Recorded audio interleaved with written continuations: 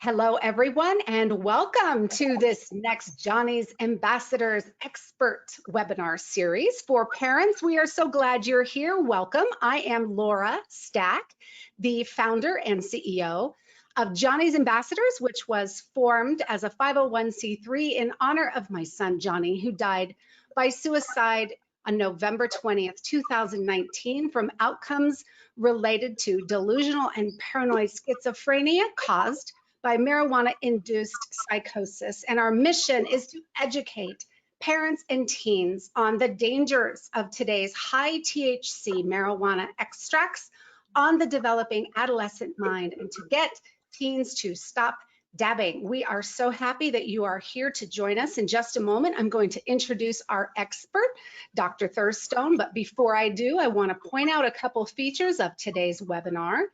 In your control panel, which if you can't find it, looks like a little blue flower icon in your system tray. If you click on that, there's a section that says handouts. If you click that arrow, you will see that Dr. Thurstone has kindly provided his slides as a notes-taking page. You can either watch on your screen or feel free to print that and take notes as we go along.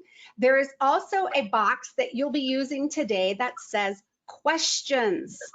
Dr. Thurstone would like for you to please type those in as he goes. He is monitoring that question box on his other monitor and he will be watching. So if you would, okay, good. I'm already getting some in the question box. Why don't you let us know where you're calling in from? Just type in what city you live in so Dr. Thurstone knows where around the country everybody is located today, and we can make sure you can find your question box.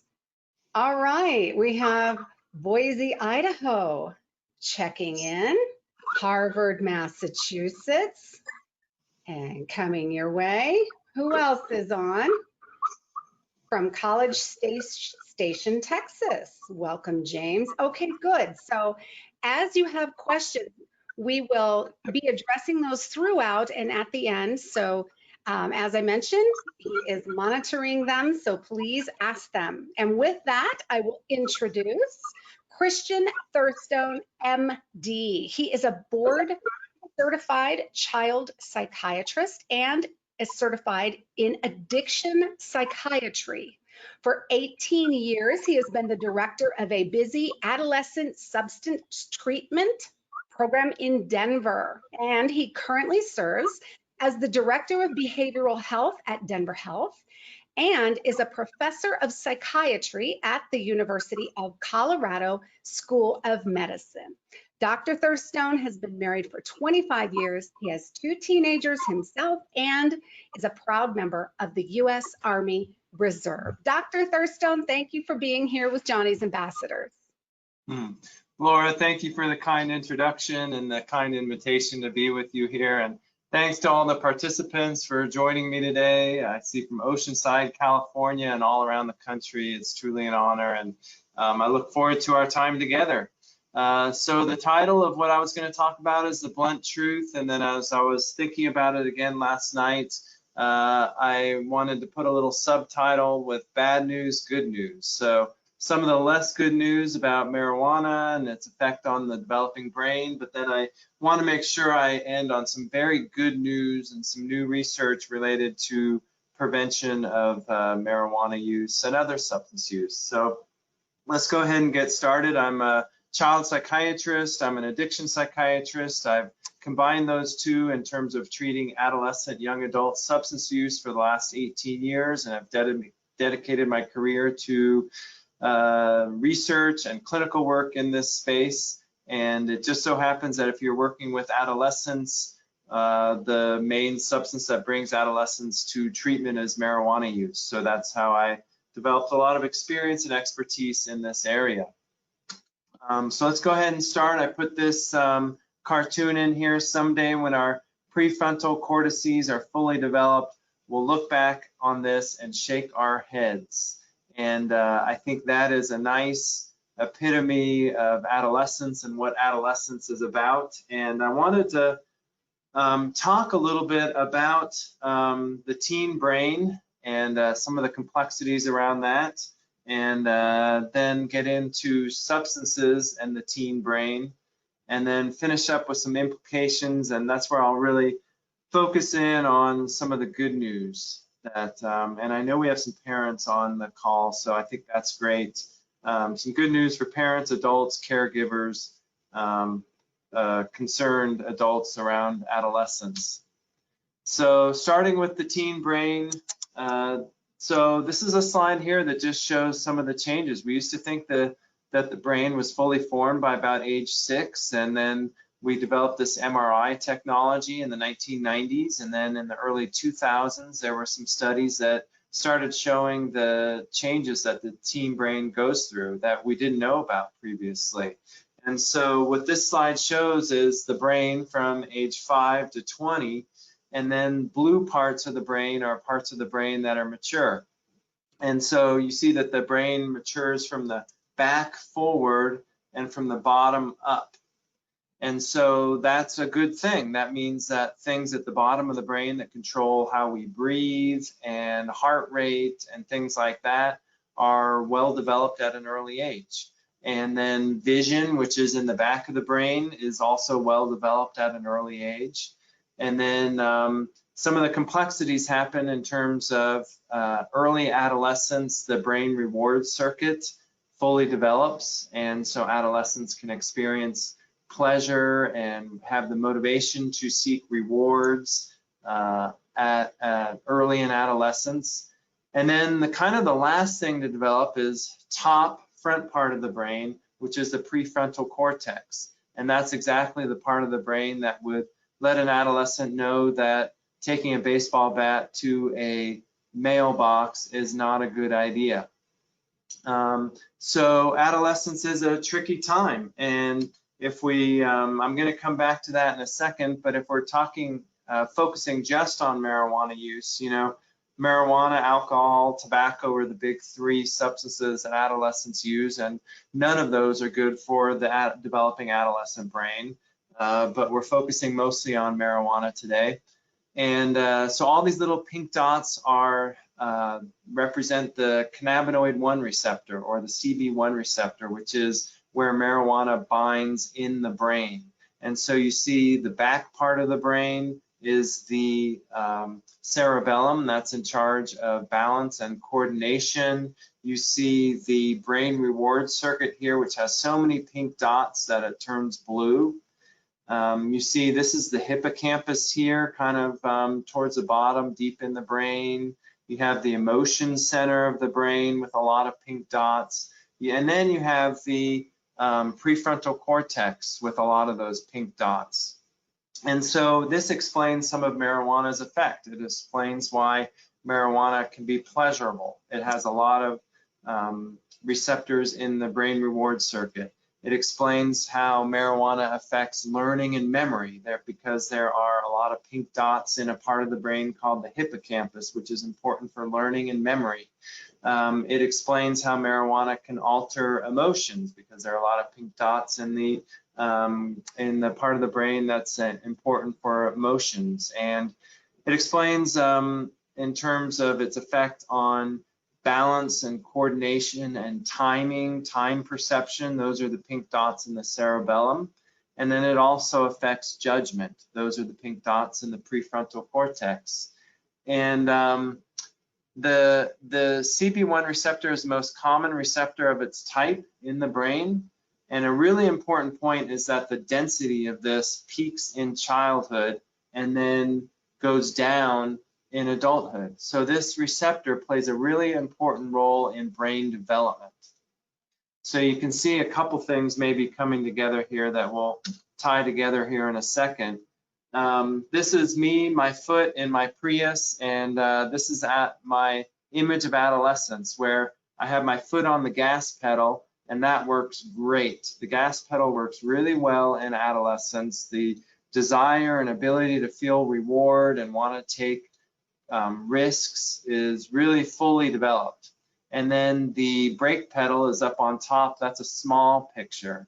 And the brakes don't work so well in adolescence. That's the prefrontal cortex trying to override the the brain reward circuit is just not fully developed in adolescence. And so that's why the brake is a small picture, the gas pedal is a really big picture, and that's a little bit of what adolescence is. When you move into adulthood, those two pictures would be about the same. The gas and the brake, they're about the same size and they're in balance. If you move into little childhood, before adolescence, those two pictures would also be in balance. The brakes don't work so well, but the gas pedal isn't fully developed either. So little children are kind of protected. Adolescents are a little bit unprotected this way. And that's not all bad. This explains why adolescents can be very creative, bold. This explains why a lot of geniuses have their main inventions in adolescence and young adulthood. It explains why why adolescents and young adults make great soldiers and can do very, very brave things.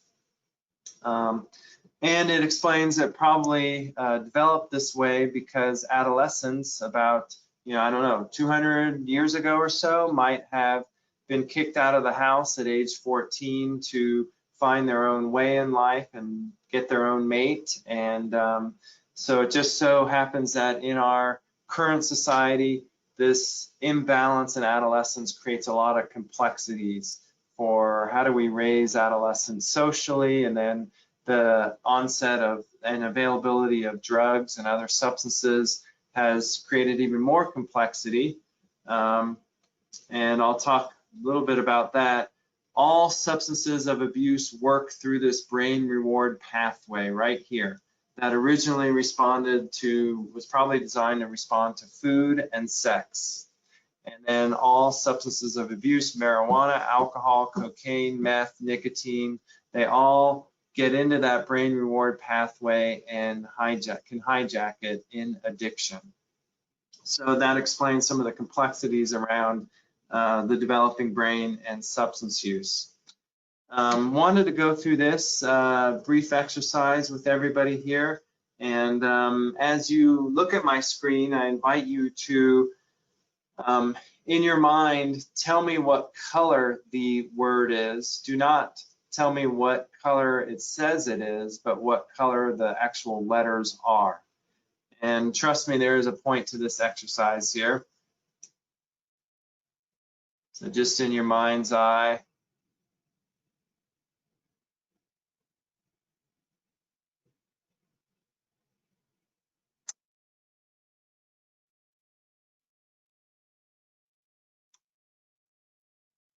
This is where it gets a little trickier.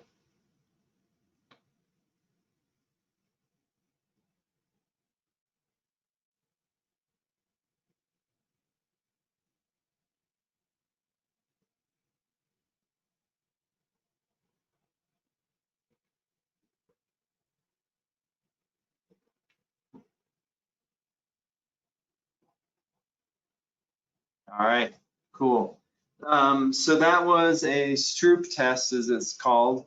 And what it does is it exercises the prefrontal cortex of the brain. The natural inclination is to read the word, but not to tell me what color that word actually is. And so it's that front part of the brain that has to override that instinct and to say, no, no, no, the color is this.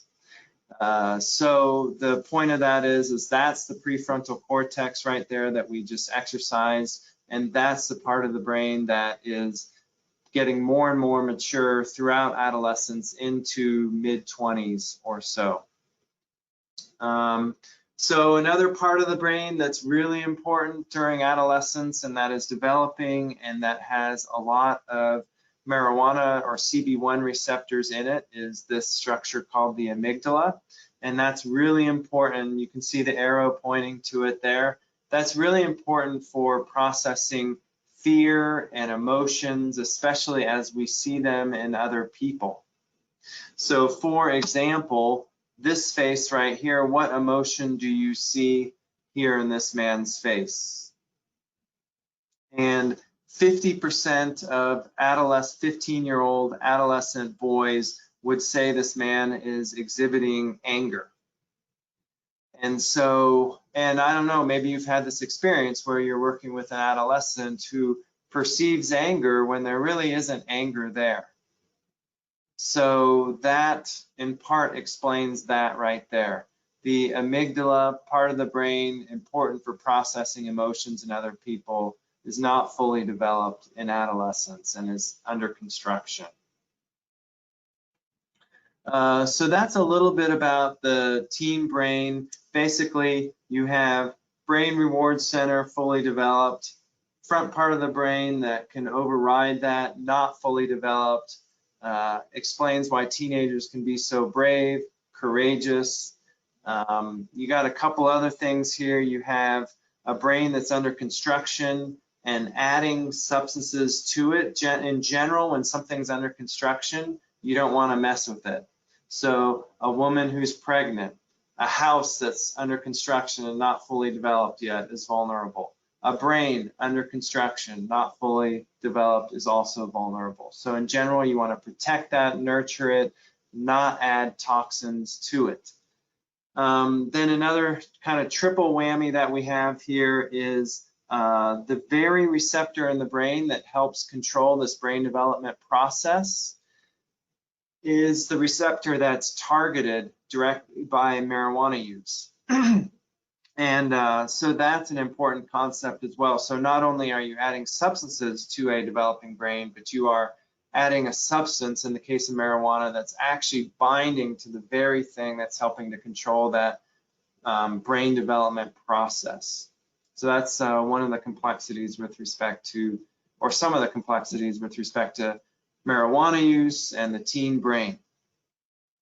So now I was going to get into specifically marijuana use in the teen brain and some specific things that we know about that. One of the things, again, so this would be the quadruple whammy here. So we know that not only all the stuff I just mentioned, but we know that the peak age for using marijuana is in adolescence. So this is a graph here of past month prevalence of marijuana use by age from the National Survey on Drug Use and Health. On the bottom, you have age, and then on the y-axis here, you have the percent who used in the last month. And so what do we see? We see that the biggest age groups here are about 16 to 23 or so, when we know biologically the brain is under construction during that time. So that's very unfortunate. In some ways, it would be much better if marijuana were used principally by this age group here, you know, the 40 to 44 age group that's having less brain development and used much less by adolescents. Now, that's less likely to happen because of the dynamics of the brain I just talked about, and the vulnerability of the brain to the adolescent brain to really perceiving substances as being very pleasurable. You know, tobacco companies, alcohol companies, they've known about this brain development process for decades, which is why both industries have gotten into big trouble in the past for very clearly, blatantly targeting young people with their advertising and marketing, and I believe still in some cases continue to do so. And it's purely economics. It has to do with most of the profits from selling substances come from regular daily users, and people do not, because of the brain development process I just described, most people do not wake up in their 40s and say, hey, I'm going to become a daily user of X, Y, or Z substance today. No, it's a process that has to start in adolescence and then progress into adulthood, and that has to do with the brain development process that I just talked to you about, with the brain reward circuit being fully developed and the prefrontal cortex being less well developed. So you have products, at least in marijuana now, that in my opinion clearly disproportionately target young people in terms of, here's an example of a Snoop Dogg vapor pen. You can see the candies here that are available that are marijuana infused. Now, fortunately, to our credit here in Colorado, these gummy bears, which we sold for a number of years that were marijuana infused, are now gummy squares, not gummy bears, because gummy bears are too just blatantly appealing to young people in terms of the candy. And you know, part of this, we can get into this more later, but if you can see here, if you have robot eyes, you can see this says quad dose on these Chiba Chews here. And so this Chiba Chew has 4 doses of marijuana in it. And so it's hard. I mean, when you're talking about candy, I tend to multiply, not divide. And so, and we also know that the time to peak blood levels of marijuana with ingestion of marijuana by edibles is about 2 hours. So people can have the experience of eating edibles and feeling nothing, and then eating more edibles and feeling nothing, and then having an overconsumption experience in a few hours.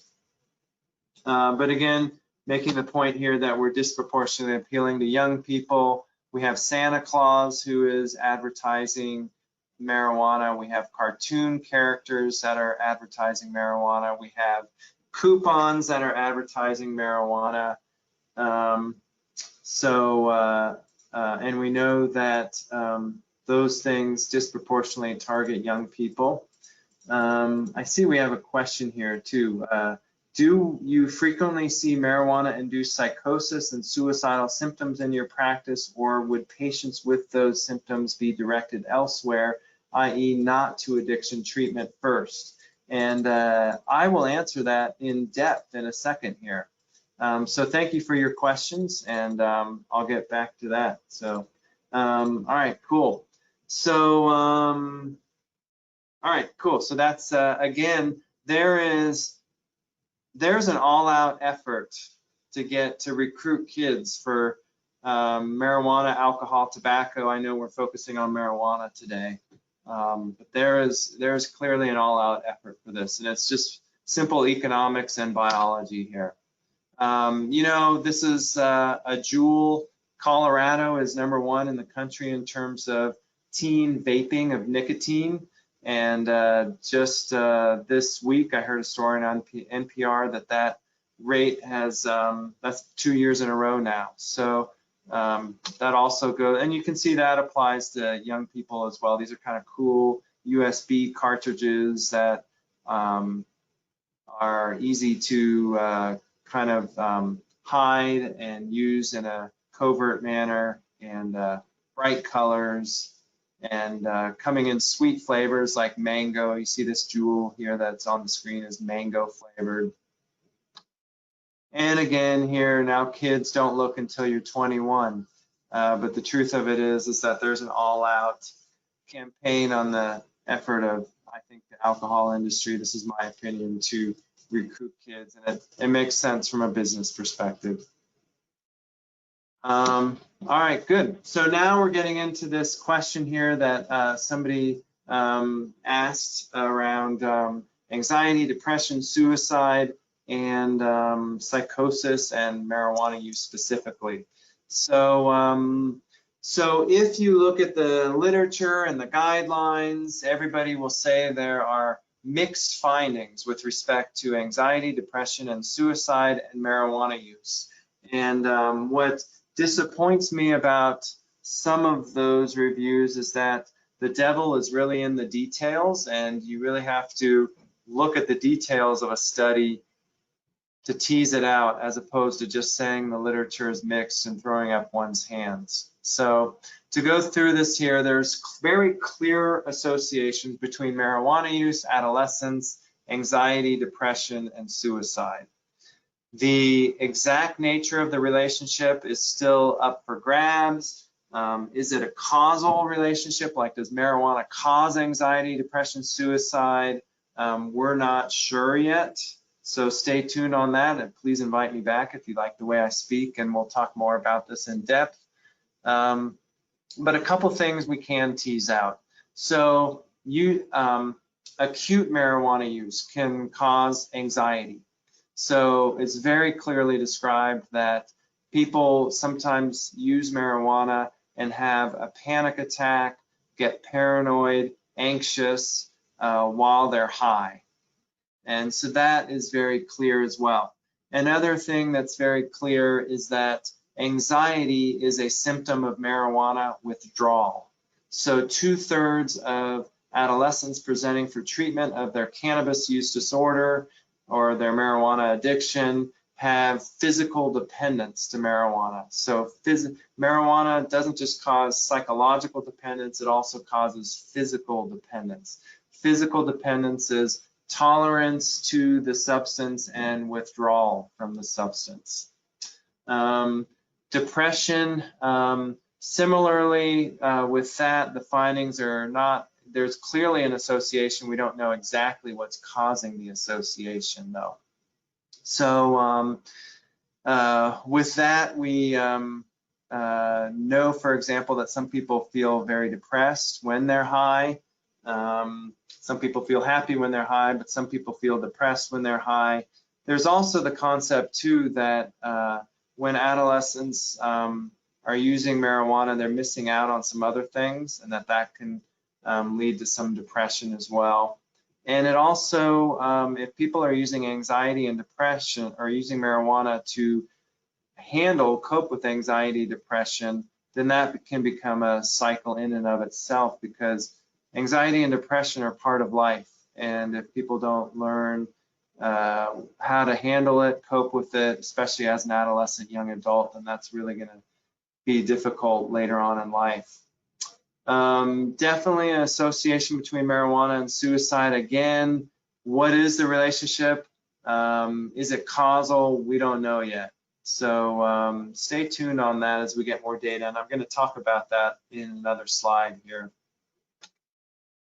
Some things that I think we can hang our hat on and hang it on now are these three things. Actually, a couple things. This is a couple slides here. So marijuana causes addiction. So in fact, about 1 in 6 adolescents who uses marijuana develops what we call cannabis use disorder. Even that is an old number from the 1980s or so. So we need a better study, a new study with the marijuana that people are actually using, which is much more potent than it used to be. It's probably about 10 times more potent than it used to be in the 80s or so. So marijuana doesn't just cause psychological addiction, but also physical addiction. Let's see here. I see there's some more questions here. So let's see here. Oh, do you frequently? If young adolescents are the main target of users, why do the marijuana companies and nicotine companies feel the need to create advertisements or characters? Yeah, I mean, that's a great question right there. Thank you, Karina Elrod, in terms of that. I think it's just basic biology and economics too. If I were in the marijuana industry, I would do as much cartoon advertising as I could do, and I would start up my store next to a community college or an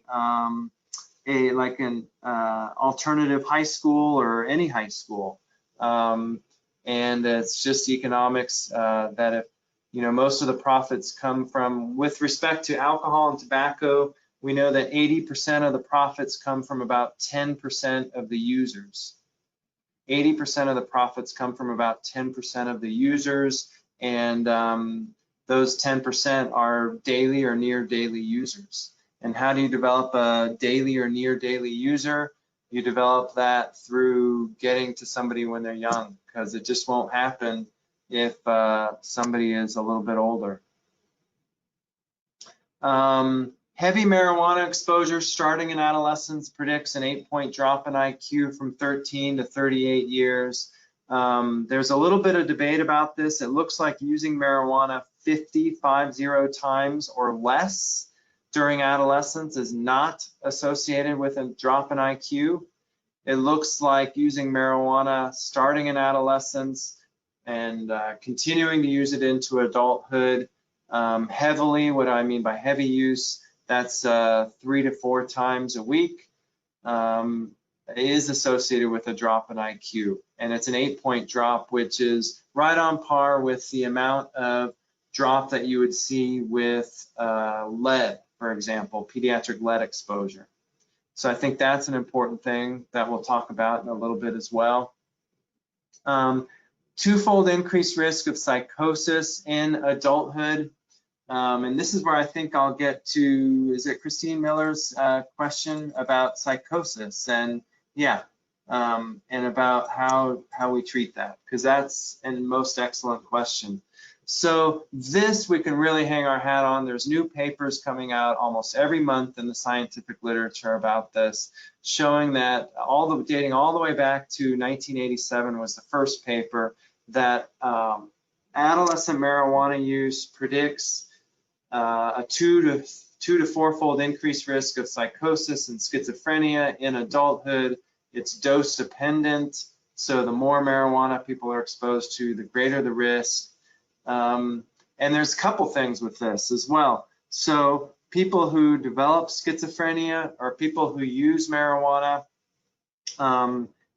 they have an earlier onset of their psychosis than people who don't use marijuana.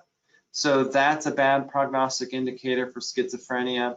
And then people who have schizophrenia, use marijuana, have a worse course of their illness. They have more days of hospitalization and more hospitalizations.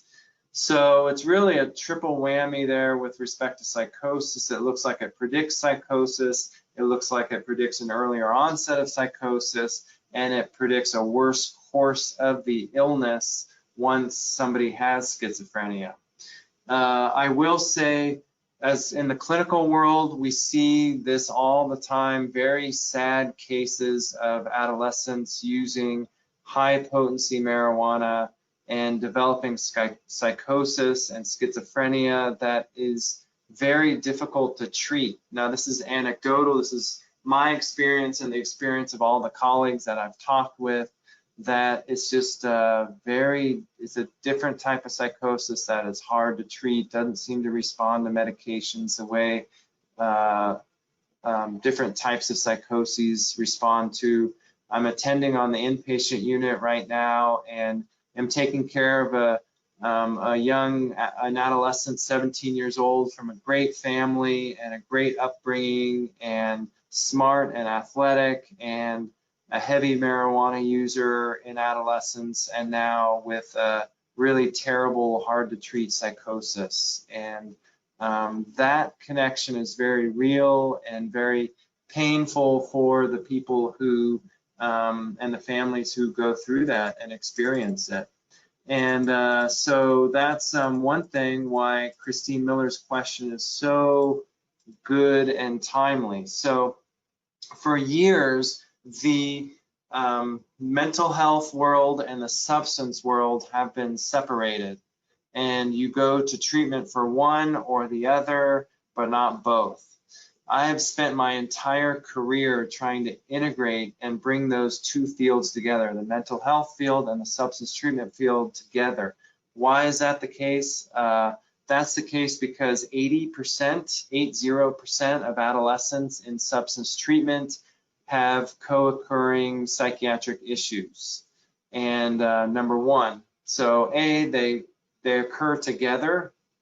Number two, you can treat the mental health symptoms all day long, and if you don't treat the substance use, the mental health will get better and the substance use will not get better. And that was a study that my mentor did, Dr. Paula Riggs, a few years back. And number three, we believe we get better outcomes when we treat both together. I mean, it makes perfect sense. If you're in the middle of a major depressive episode, and it's hard enough to stop using substances, but if you're in a major depressive episode, untreated, undiagnosed, then it's even harder. So the gold standard really is integrated mental health substance treatment. More and more substance treatment programs are doing this integrated mental health substance treatment. But Christine Miller, your question is so good because most treatment programs do not, still to this day, unfortunately, do not do that integrated mental health substance treatment. That has to do with separate trainings, separate funding sources, separate certifications for mental health and substance treatment providers. I think also which one should be treated first. You know, the treatment should be integrated. It should be, you should treat both at the same time. So, and I see here somebody said my IQ went up after I stopped. So thank you. I think that's George right there. Thank you for that comment. It's always good to have marry the science with people's experience and stories, and that really is a great 1-2 punch. And I've certainly heard that from a ton of my patients where they reported their memory felt better and just their thinking felt more clear when they stopped using marijuana. And so I think George also, it's great that you said that because it's never too late to stop. The brain is plastic and resilient and pretty amazing. And so there's always hope. So thank you for your questions, everybody. Some other things that we can hang our hat on related to marijuana use and adolescence: decreased school achievement. So that tons of studies now done prospectively over time around the world. Marijuana use in adolescence predicts decreased school achievement. And what's fascinating about this is even using once a month predicts decreased school achievement and school dropout, school failure, non-completion of college, high school. So even that casual use, I'll hear it from a lot of my young patients, hey, it's okay, I just use once a month. And you know, that's great compared to using every day. But even once a week can still have some side effects. And some studies, nice imaging studies from Northwestern, I didn't include them in this talk today presentation, but showing differences in the physical differences in the brain, even with adolescents who use 1 to 2 times per week compared to not at all. And what's the safe amount of marijuana use? Adolescents ask me. There is no known safe amount of marijuana use in adolescence. The same way there's no known safe amount of marijuana, tobacco, alcohol use in pregnancy, there's just no known safe amount of marijuana use in adolescence. Increased use of using other substances, we can hang our hat on that. Adolescents who use marijuana have about a 2 to 3-fold increased risk of using other substances. A couple things I want to say about that are that there's some controversy about this. We don't know why this is the case. This finding is clearly the case, but we don't know why it's the case. So it could be that if you know where to get marijuana, you know where to get other substances. It could be that if you like to do risky things and use marijuana when you're really young, you might like to do other risky things. So there could be other things. So stay tuned as to why this is the case, but it clearly is the case. Recent study came out in the Journal of the American Medical Association, which is our most prestigious medical journal, and clearly showing an increased risk of depression and suicide attempt with marijuana use, with regular marijuana use. So stay tuned on that. I personally think there is a connection there. And of course, we know that more pregnant women are using marijuana in pregnancy, maybe to help with first trimester issues, and so it's clearly also in breast milk for up to 6 days even after using. So that's a really tough one. There are benefits of breastfeeding, and there are unknowns about the exposure of infants to marijuana, and that's a tough one. Okay. Thank you, George, for your questions there. I appreciate it. So let's get into some good news here. So I've done some bad news, and I don't like being the bearer of bad news. So I like to talk about some good news and really empower parents and adults and caregivers in terms of what they can do here. So good news. Let's end on some good news. So multiple studies show that the strongest prevention and treatment for adolescent substance use is a warm, positive relationship between child and their caregivers. And that has just been studied cross-culturally and found to be the case multiple times. And it's this warm relationship that's thought to be so good for the best thing for brain development overall and prevention of mental health and substance problems.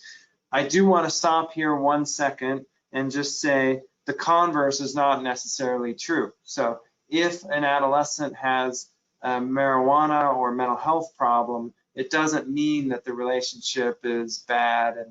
And I've seen perfect families have issues with mental health and substance use.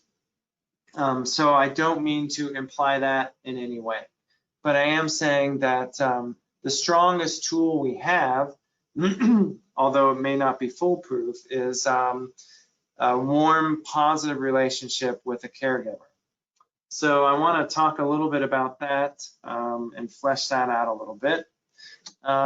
So these are some corollaries of this. And, like I mentioned, I'm attending on the inpatient unit right now, and I kind of feel sometimes like I'm a little bit of a broken record, and I find myself saying this to parents a lot.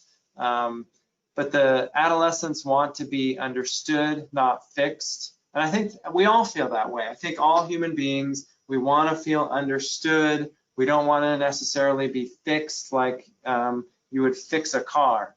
And that's so hard because for a couple of reasons. One, in other areas of life, we fix things. So we are running low on cash, we develop a budget, or something's broken around the house, we fix it. So if a child is depressed, anxious, struggling with substance use, we feel like we should fix it. The complexity is that emotions don't quite work that way. The more we try to fix them, the more they're like quicksand and the stronger and more powerful they get. And the most helpful thing is to first understand them. And I think this goes for spouses as well as adolescents, but we're talking about adolescents right now. Nobody wants to be treated like a car. They want to be treated and understood like a human being.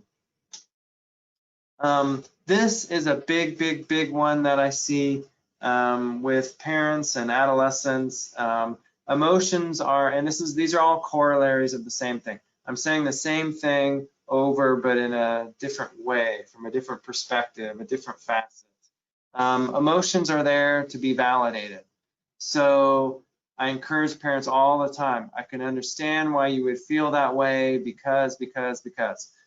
That must be really hard because. I can understand why you would want to use marijuana because your friends are using it, because high school is a really awkward time, because you've seen other people who use it and it seems like it made them more popular, not less popular. Just because we're communicating that we understand our kids does not mean that we agree with everything that we're saying. I'm not saying that at all. Understanding is not agreeing with, but understanding is extremely powerful. And I see we have another question. I'll get to that in a second here. So there's the emotions, and I know that's hard to do. As a parent, you want to just jump in. I want to jump in and just fix things. Another corollary of this, logic does not work if the elevator is on the 9th floor. So what do I mean by that? I mean by that when emotions are high, just as logic doesn't work. Kids can't receive correction and feedback and wisdom and experience when their elevator's on the 9th floor. How do you get their elevator to the 1st floor? With validation, understanding, warm relationship, and some time. Let's see here. I put this in here, adolescence must be pursued. And I think it's the same thing as saying this over and over. same thing, but from a different perspective. So, you know, adolescence can be difficult, and I know it's certainly nice sometimes to have them just go to the basement and play video games and let me get my work done and let me get the housework done and fix some things around the house and things like that. And it's just a challenge to find new ways to pursue them, and especially in ways that they can receive it. And things change. What used to work a couple years ago or a year ago or even 6 months ago may not still work. So, and I think another thing I want to say about this is I think I made the case that there's an all-out pursuit on the part of the alcohol, marijuana, tobacco companies for your adolescence, my adolescence. And so the biggest antidote, the biggest vaccine we have for that is our pursuit of our adolescence. I do need to make a point about this. One point I want to make about this, and I'll go back here real fast, is there are 3 parenting styles. When I say having a warm relationship with an adolescent, I definitely do not mean being buddy-buddy or best friends or something like that. It's a balance that parents have to walk between setting boundaries, having rules and limits and consequences and expectations that are clear, and having that positive relationship. And so I get it that this is not an easy thing that parents are doing here. Parents only have to be good enough, not perfect. There's no perfect parent, number one. Number 2, there are different parenting styles. There's passive, where we just let our adolescents do whatever they want. There's the authoritarian style, where it's really my way or the highway. And then there's authoritative, where we set rewards, consequences, expectations, rules, limits, boundaries with understanding, validation, timeliness of our wisdom, pursuing our adolescence, and with soft emotions. So this here is, I think, the same way of saying the same thing.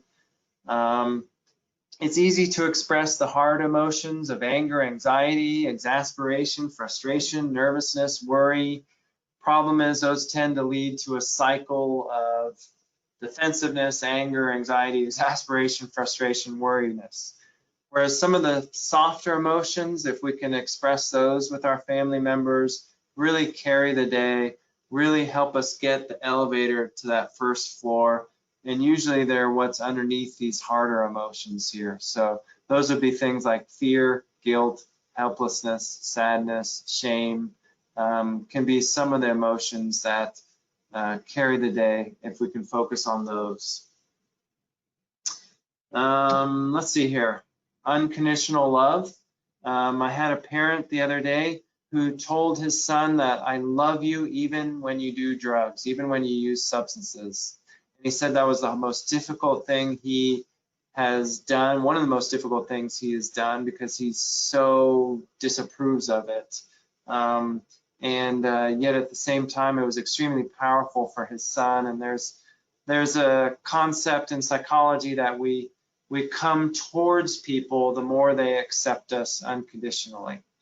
So just because our children do dumb things doesn't mean we don't love them unconditionally and express that unconditional love. So I encourage parents to remember that.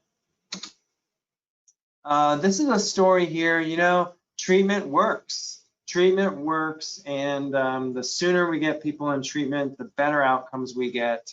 And so this, I don't think I'll play it today, but it's a video of a family that struggled with marijuana addiction and other addictions and mental health issues, and they try to navigate the mental health system, which is so fragmented, which Christine Miller pointed out is all fragmented. You know, you can get substance treatment, but not necessarily mental health treatment or vice versa.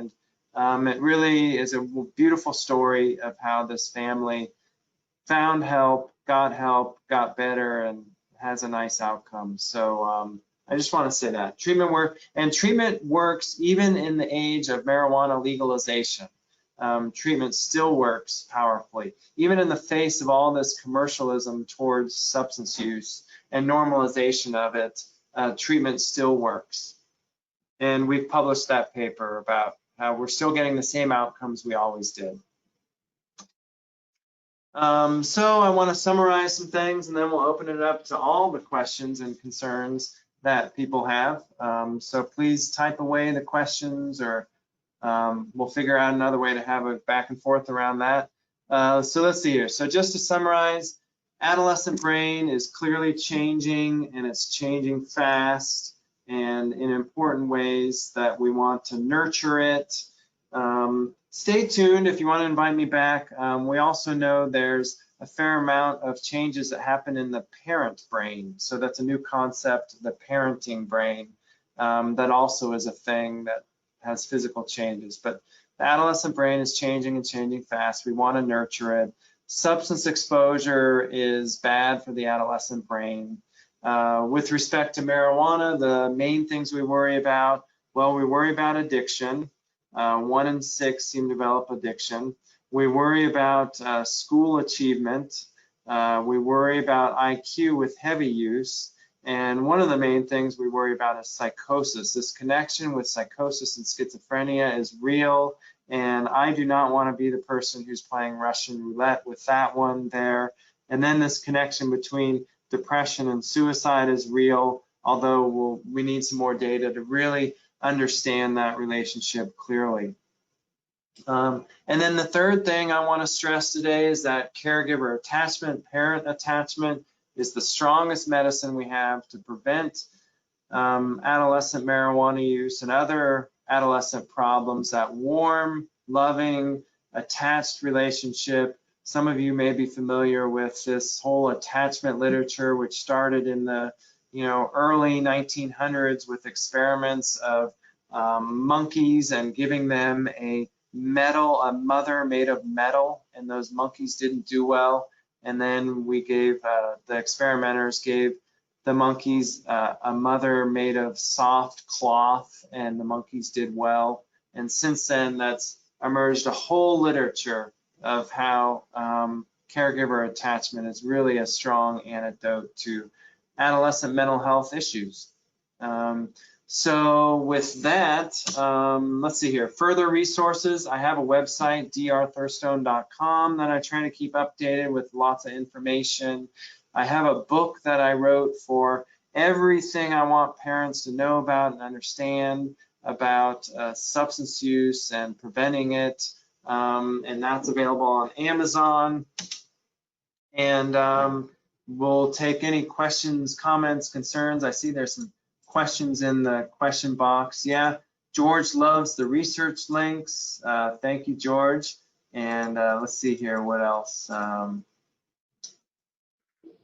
is here? So yeah, we got Karina's question. Chris, do you want me to scroll up and just ask them in the order you Yeah, got? do you mind looking at that? No, not at all. Okay, let's see. Have there been any changes in the age that youth use marijuana in the last few years? Have there been any changes in the age that marijuana use, at the age at which they start using? So for that one, I think that we have more hypotheses than hard answers. So I think the short answer to that is no. The longer answer to that is that we're a little bit worried about that, because we have seen some increase, especially among middle schoolers and marijuana use. And so that's a little bit worrisome. And we've certainly seen more high potency marijuana use in adolescents. So that's worrisome as well.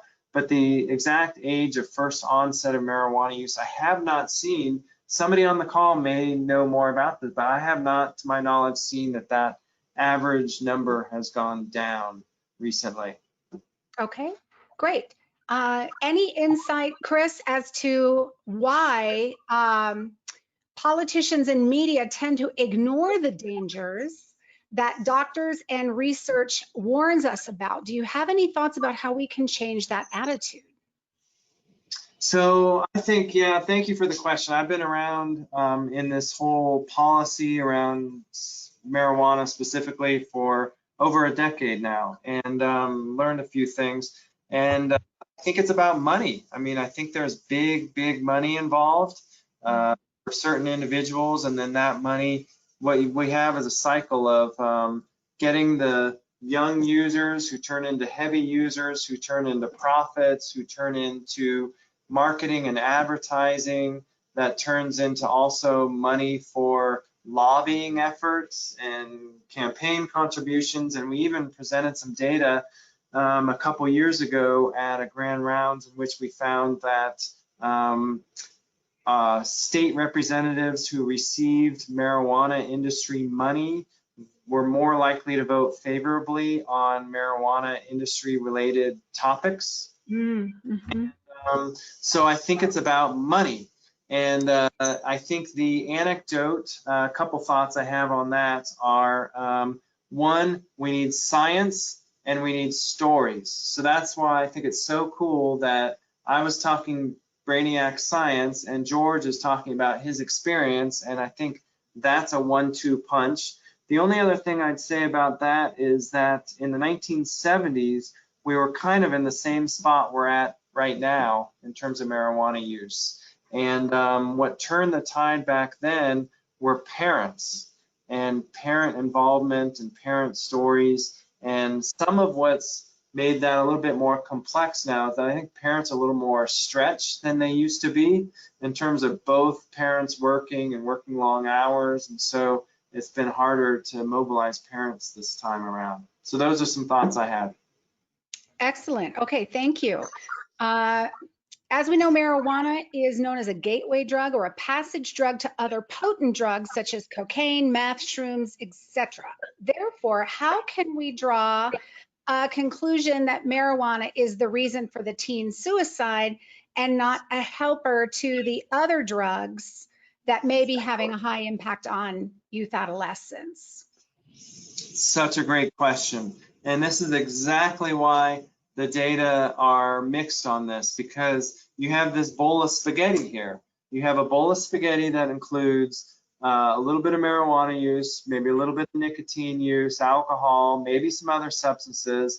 You throw in some depression, anxiety, and some other psychosis, difficult relationship with one's caregiver, and what's causing what is the issue. And to really tease this out, we will need a very expensive, long prospective study that gives us the definitive answer. And actually that answer may be done right now. It's called the ABCD study that's funded by the National Institute on Drug Abuse, where they're following a big group of adolescents over time and doing imaging and assessing their substance use, all of that. So hopefully we'll have some answers in the future.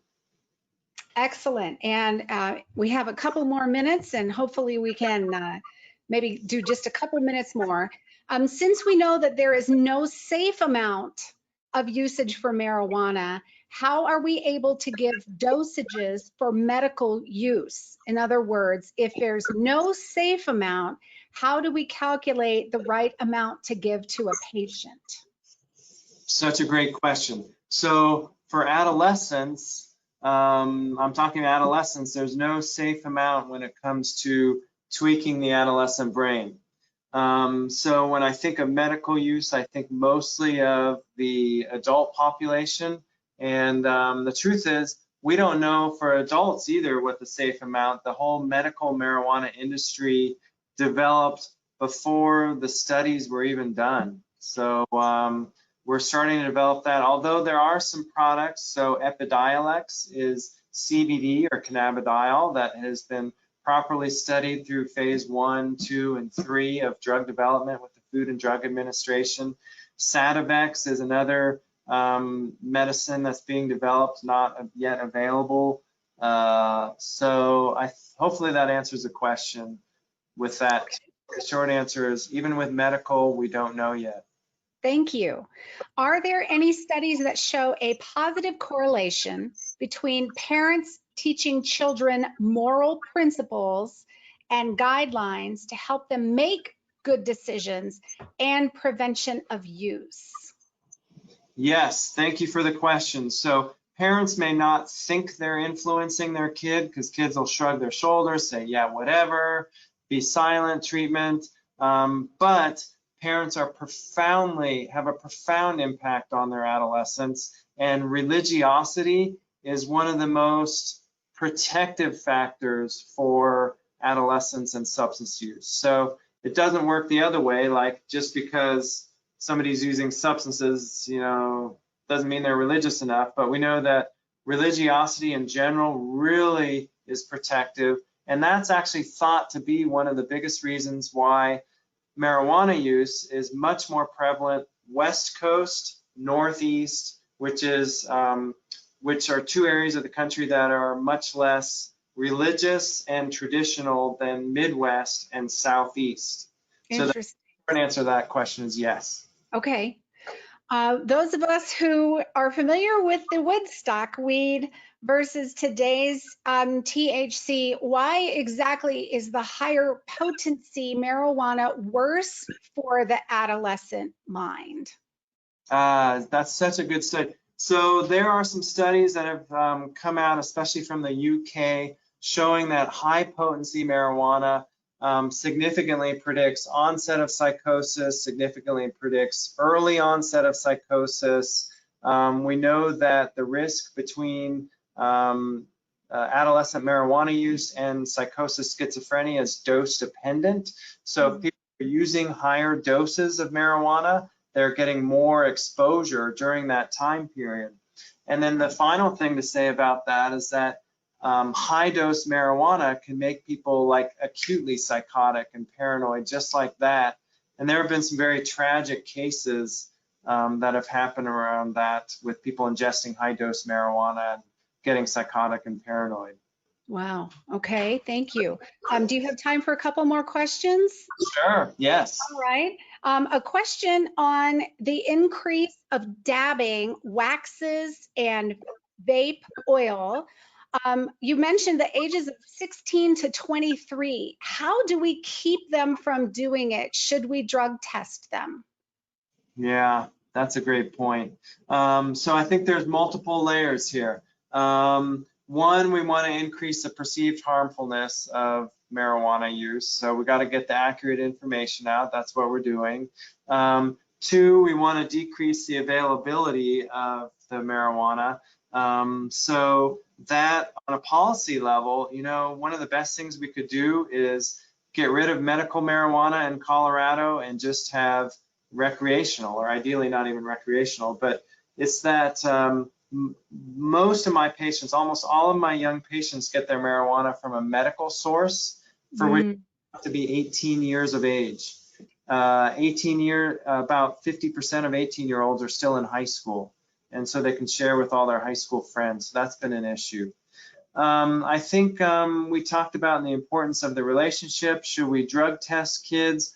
I'm in general a fan of drug testing only with cause, only with reasonable cause. And if there is reasonable cause, then yes, I am a fan of parents providing that monitoring, supervision, accountability, and tying privileges such as cell phone and driving to having negative urine drug screens. I think without cause, just routinely, is a real sign of distrust and can damage the relationship. Okay, thank you.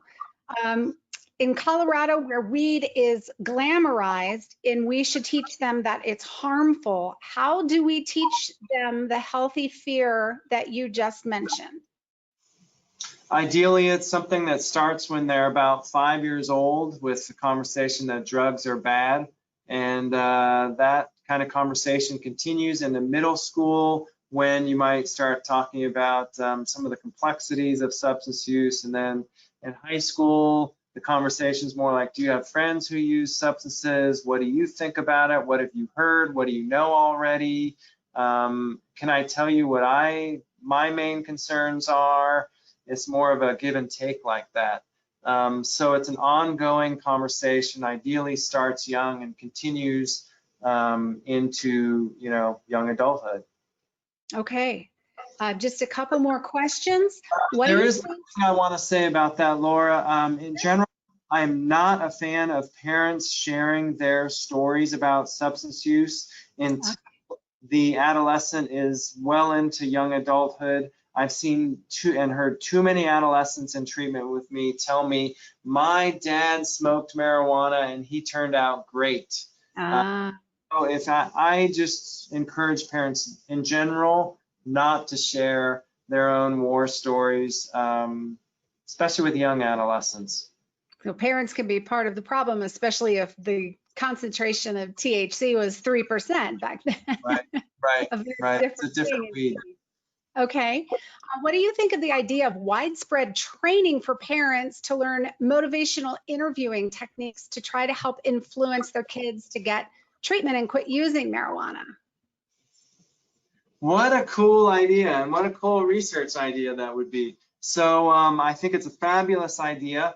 One of the things, there's a paper out that came out about a decade ago that some parent training on the front end helps in terms of getting parents to get their kids into treatment. So I think it's a fabulous idea.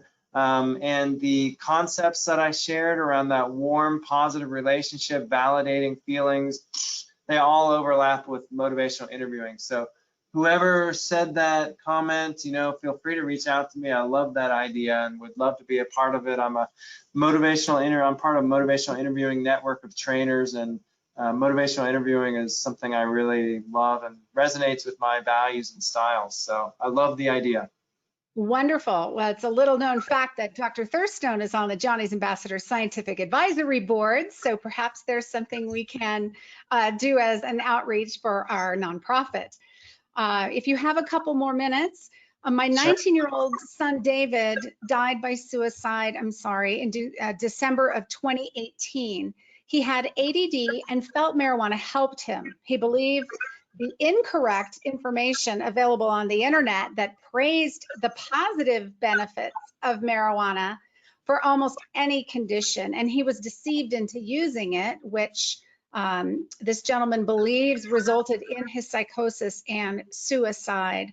And he wants to thank you for getting this word out, because he wished he'd heard this years ago, which pretty much echoes why we started Johnny's Ambassador, sir, because the same thing happened to me. So Christian, this is incredible work that you're doing, Chris. I especially appreciate the dual treatment, the mental health and the substance abuse together. We struggled for so long trying, especially living in Colorado, to find the dual diagnosis treatment for Johnny. And it was, we found the healthcare system to be very unsympathetic, insurance not wanting to cover anything because it was just a marijuana addiction, wanting us to lie and say he was addicted to other things just to get him into treatment. I mean, it was a circus and a nightmare. So another user echoes that sentiment. Yeah, thank you so much for that story, and thank you to whoever shared that story. That's, I think, what we need. We need people like me with some science, and people like you and others with a really powerful story, and combining those two, I think we can have a powerful effect. Excellent. Well, Chris, at this time, we will let you get back to your busy practice, and there are some additional questions. If anybody wants to reach out to ask you a question, is there a good way to contact you if we did not get to their question? Yeah, so this is my website on the screen right there, drthurstone.com, and it has a way to reach me. And I pride myself in answering emails. This last week has been a little hectic for me, but I still do answer emails, even if it's a little bit delayed. Wonderful. And I'll send you the rest of these questions that were asked that we didn't get to. This session is also recorded, so Chris's video will be on our website, and you will receive that link. And feel free to share this broad and deeply with all of your connections with more parents, caregivers, any teachers, anybody who has adolescents in their lives whom they love and care about. Everybody needs to hear Chris's message. We have to get the word out and save our youth. So thank you so much, Dr. Thurstone, for your time, your talents, the gift of your wisdom. And thank you to all of you for joining us and for being one of Johnny's ambassadors. Take care, everyone. Have a great day.